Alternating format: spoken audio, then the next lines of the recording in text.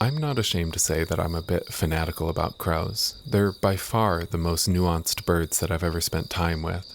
They have complex habits and language, and I don't say this lightly, but I think that some of their behavior is, well, it's ritualistic. It's dusk right now, and we're in a wetland out in a suburb of Seattle. This wetland is where many of Seattle's crows, thousands of them, come each night to roost, and we want to see it happen. Oh, there's a bunch of them on the ledge over there. Do they like hang out and go fun? Oh, wow! That is a lot of crows. They're not even going anywhere. They're just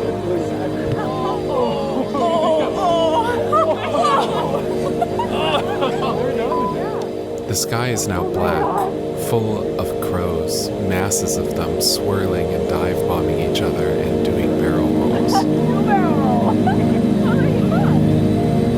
There are like tingles in my body. holy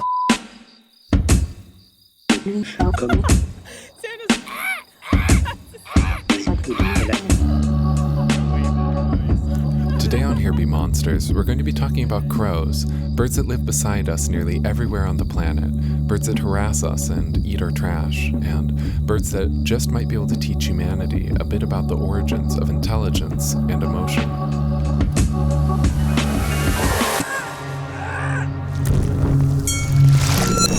Here Be Monsters, the podcast about an exaggerated face. the podcast about The unknown. Known.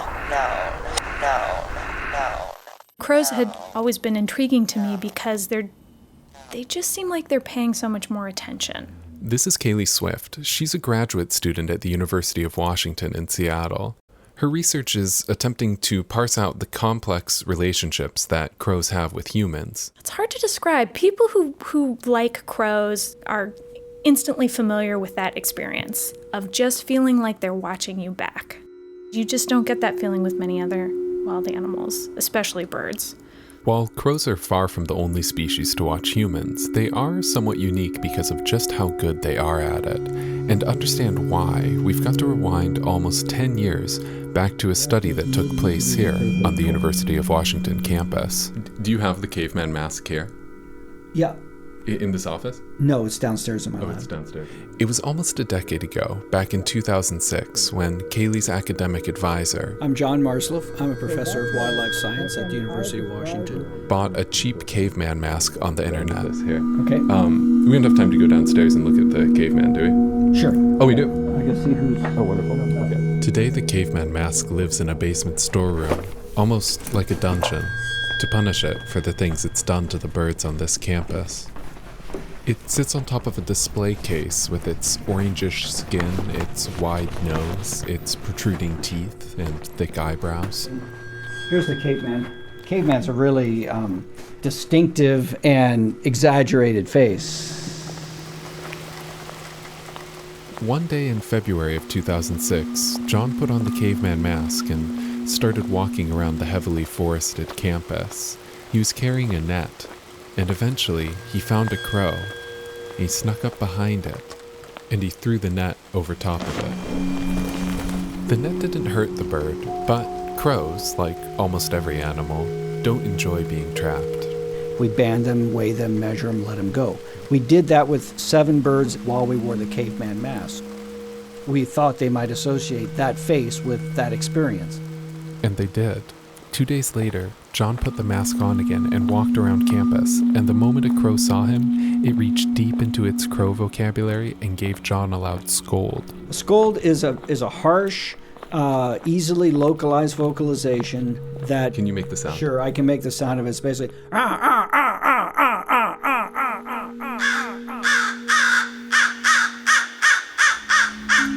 But that crow, the one that was scolding John, it wasn't one of the 7 that John had caught 2 days before. It must have watched what had happened from the trees above and watched as John took another crow hostage.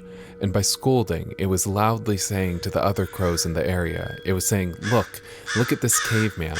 This caveman is dangerous, just like a hawk or a raccoon or an owl. It's dangerous, and tell everyone else. And now, years later, John can still take this mask, put it on, and walk around campus, and find himself surrounded by angry crows. That mask hasn't done anything for 8 years, but the birds on campus still respond to us like we're a predator, like we had, killed these birds or threatened them with bodily harm. We didn't kill any of them, obviously.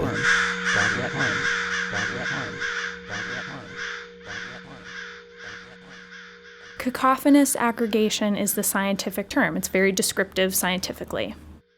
I personally prefer to use the term funeral because it conveys a much clearer message. Today, Kaylee is taking John's research one step further. She wants to figure out what is going on inside the mind of a scolding crow. So she is looking into a related behavior. It's the strange and powerful response that crows have when one of their kind dies. It's called a cacophonous aggregation. It's the crow's death ritual, the crow funeral. A crow funeral is an event where you have a bird who discovers a dead crow, and it will vocalize and recruit other birds to the scene. They will produce the scold call, caw, caw, caw, caw. And they'll be flying around in the trees. And for about the next 10 to 20 minutes, those birds will produce that harsh scold sound. Sometimes there's a prolonged period of silence where they're just observing. And then after a certain period of time, they'll all disperse.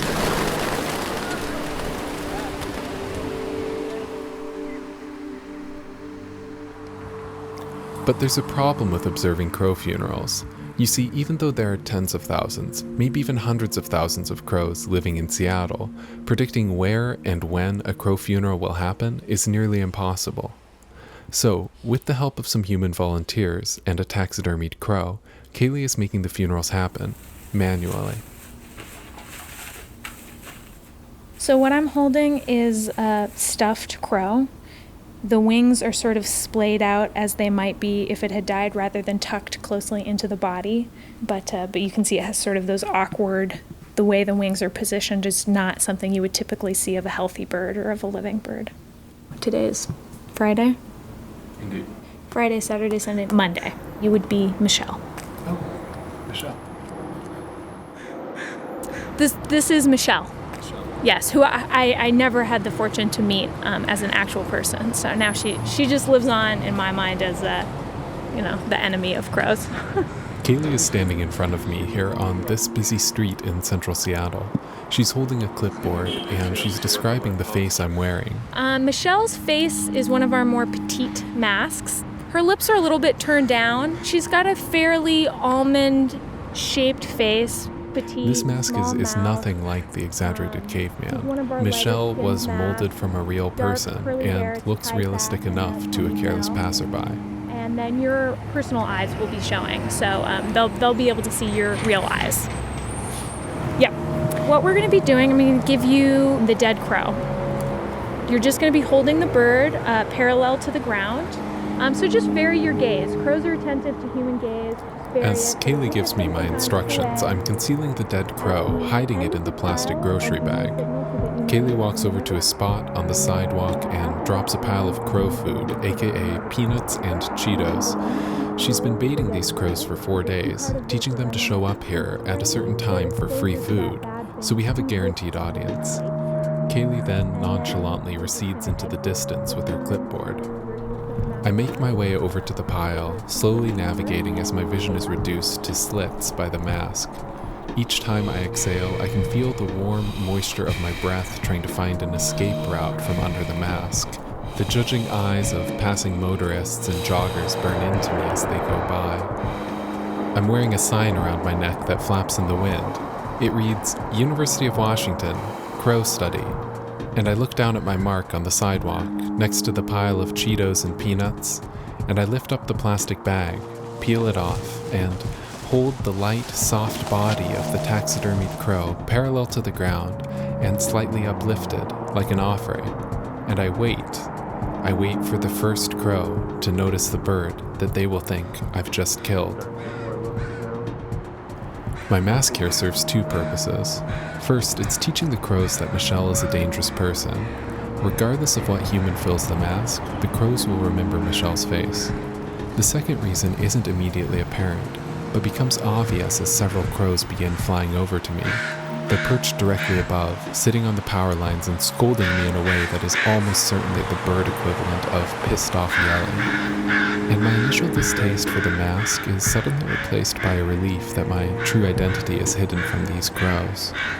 The scolding from the first crows that found me attracts other birds, and as I look at the power lines now, I can see that there are a dozen or more birds flapping around up there, looking at me and squawking loudly, and I can't help but wonder what exactly is going on up there in those 12 large brains.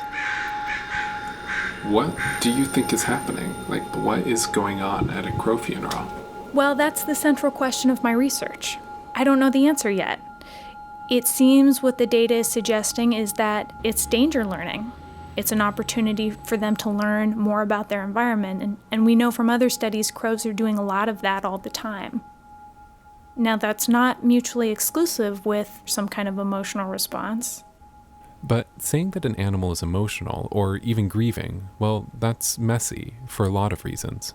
One of the challenges with studying animal emotions is you can't ask an animal what it's thinking. And I will not say whether or not I think that's what's happening. John and I have had this debate. I think in some situations, some individuals, yes, they have the neurotransmitters, the chemicals in their brain that make them feel grief like we feel grief. They have the places in their brains like we do that would allow them to respond in the same way we do to grief. So I don't know if crows grieve. I will never know that because I can't talk to them. But I could look at their brain function and brain chemistry and see, is it the same when they see a situation like that as when we see one? And if they're the same, then I think you can conclude they're grieving. Is it the same? I don't know. We haven't done the experiment. I'd like to do it. When you do the experiment, which you are planning on doing later this summer, is that right? Yeah. Yeah. And if it comes back and it does look like just to a T, the same sort of reaction that humans have when they're experiencing grief and loss, would you feel comfortable saying it then? Absolutely. Yeah, I would. Not everybody would agree with me. If you come out and you say, like, and your name's written on the paper and it says, crows are almost undeniably grieving, right, are you going to get flack from some of your peers? Probably not so much from my peers, not so much from biologists. The place I'll get flack is more likely from human psychologists who would claim that you just don't know unless you can have the conversation with them and talk to them about how they're feeling about something. And that's a valid point. I mean, it's a valid point. It's a valid point. It's a valid point. So, while that conversation with crows is impossible, John is doing his best to find the workaround. Right now, he's capturing more crows, a different set of crows from the caveman experiment. He's capturing them and then taking them down into the basement of the University of Washington Hospital, where he places them in a brain scanning machine. He then presents them with the lifeless body of a bird, and then watches the brain scan to see just how similar the crow response to grief is to ours.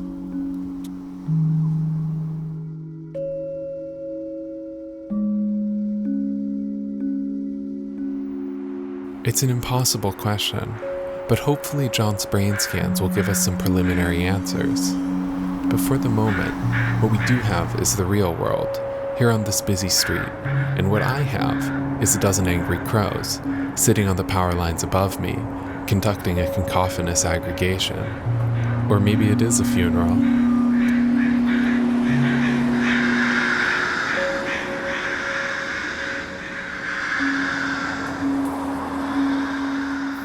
A challenge to me as a scientist who is also a human being is recognizing that when I'm observing and making interpretations about the natural world, I'm limited by my perception as a human.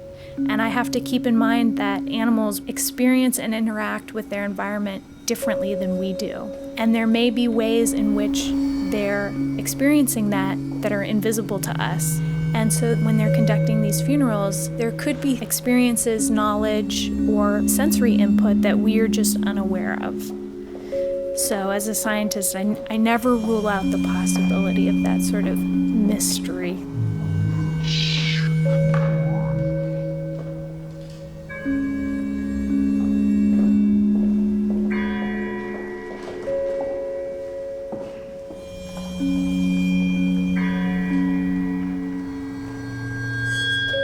So in all this stuff, this thing that I keep getting hung up on is this idea of spectrums, right? Because on one end of it you have danger learning, what we know the crows do. They find something dangerous like a predator or a cheap caveman mask, and they learn to ostracize it and fear it and maybe even hate it. And then on the other end of that spectrum you have this human response to death, which we as humans view as highly sophisticated and nuanced, with our coffins and our urns and our sky burials and our funeral pyres and our gods and our afterlives and the special music and all of this, all of it is intrinsic to what we see as human culture.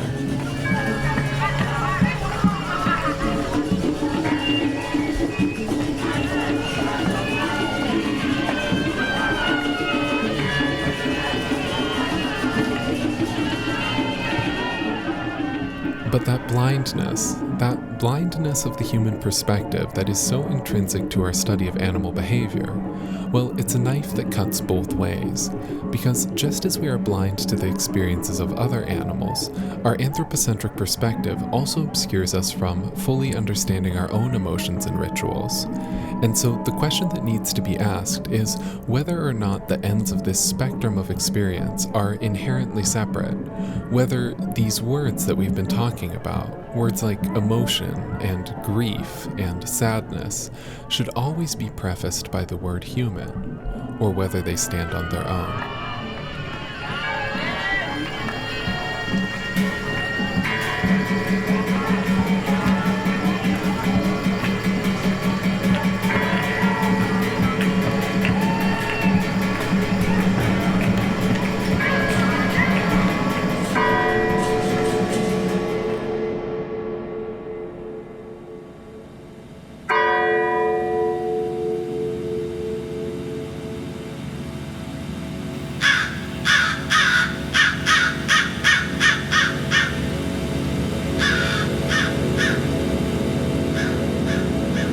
How Old Mr. Crow Lost His Double Tongue by Thornton W. Burgess.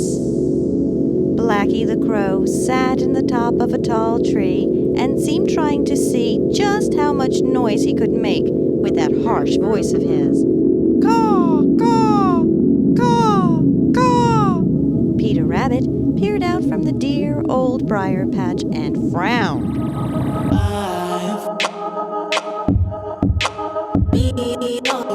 If I had a voice as unpleasant as that, I'd forget I had a tongue.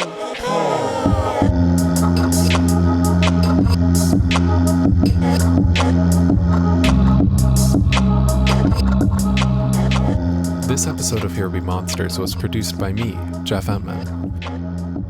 Big thank you to my brother, Brian Emtman, who first turned me on to John and Kaylee's research. Also, many thanks to David Kestenbaum of NPR's Planet Money, who was instrumental in the production of a much shorter version of this story that's coming to a radio station near you. In the sequence at the beginning of this episode, you heard from my two friends who biked out to the crow roost with me, Nora Gunning and Sam Capilotto, aka Lieutenant Dungarees and the Sturgeon General. Here Be Monsters story editor is Bethany Denton. Our brand new producer in training is Grant Sprintz. Our listeners are amazing, that's always been true, but especially since last episode when we asked you to review the show on iTunes. And as I'm looking right now, we have 3 people who don't know what they're talking about and a whopping 102 5-star reviews. Thank you so much. And if you liked this episode, post a link on your Facebook wall and tag those 2 friends you have who are birders. Seriously, everyone has 2 friends who are secretly nutso for birds. Just tag them in the post, and we'll see what happens. Some of the crow sounds you heard on this show today came from the Cornell Lab of Ornithology. Many of the other sounds you heard on this episode came from the amazing collection over at freesound.org. In the last section of the show, you heard some really stunning recordings of death rituals from around the world, including Bali, Colombia, Laos, Ghana, and Hong Kong. Creative Commons attribution for some of those recordings include Freesound users Luke IRL, RTB45, Renato Ferrubouf, and Klankbild. Sorry for the pronunciations.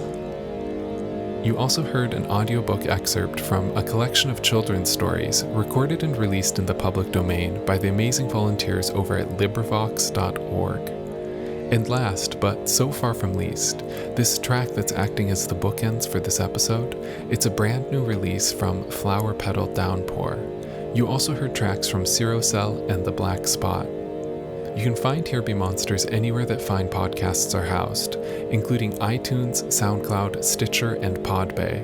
And while I encourage you to subscribe at the place which is most convenient for you, what those sites can't do is show you the beautiful picture gallery that accompanies this episode. And believe me, you want to see these pictures. We have pictures of me wearing Michelle's mask, we have pictures of birds flying in over the wetlands, the taxidermied crow, the caveman, and Kaylee posing with the empty, lifeless mask on each hand.